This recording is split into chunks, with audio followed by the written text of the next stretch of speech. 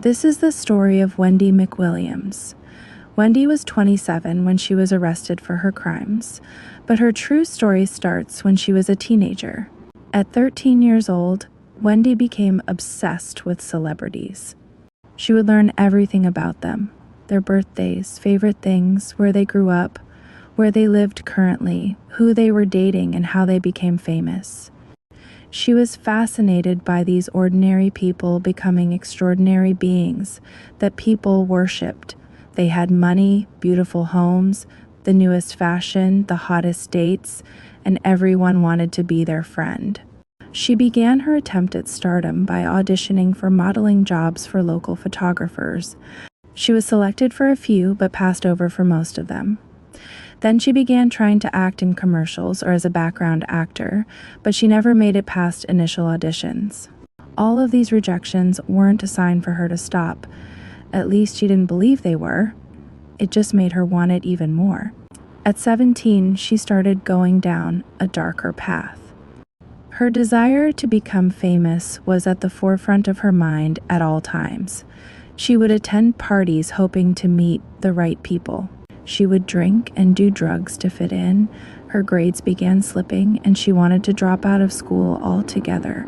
She begged her parents to move to California because she was certain that if she lived there, a talent scout would see her on the streets and she would become the star she dreamed of being. They refused to uproot their lives to move across country and tried to encourage her to find a more achievable dream. This fueled her anger even more.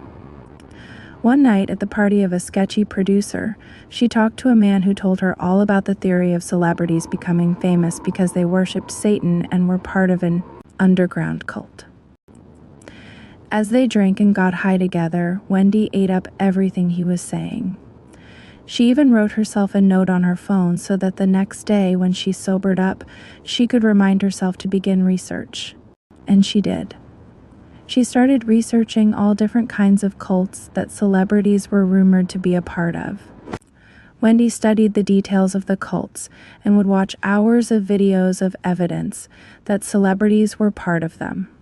When Wendy read that these cult member celebrities had to make sacrifices to become famous, she took it quite literally. Wendy began making sacrifices in hopes of getting the good graces of Satan. She believed that if Satan saw all of her attempts to please him, she'd be chosen by him to become a leader in the world, in the form of stardom. At first, she would sacrifice meals, not eating so Satan could see she'd starve herself for him. Then she turned away from friends, showing him she only wanted to be in his presence. And when the smaller sacrifices weren't enough, she sacrificed the family pet, an older tabby cat that never left their house, but Wendy claimed he ran away and she couldn't find him. Meanwhile, she had killed him and did a satanic ritual as an offering. When Wendy still went unnoticed by the underworld, she decided she needed to make a larger showing of her devotion and commitment to becoming famous. At 22 years old, Wendy killed her first human. She felt guilty up until she put a knife in the body. Then she felt like she was receiving power, a recharge to her own body. She did the ritual and left the body in the woods, found a few weeks later, but assumed to be killed by a group of cult fanatics who had caused problems with the police before. Wendy thought the charging feeling she received was just the beginning. From then on, she would continue to take people's lives and feel a surge of confidence and a boost of fame running through her veins. She continued on this path for years, hoping every time that this would be the ritual to change her life. But it never was. Her family was very obviously concerned with Wendy's mental health. They would hear her mumble to herself and lock herself in her room chanting. They witnessed her partying constantly and getting into more and more drugs. She would come and go at all hours of the day and night, often covered in bruises or dirt.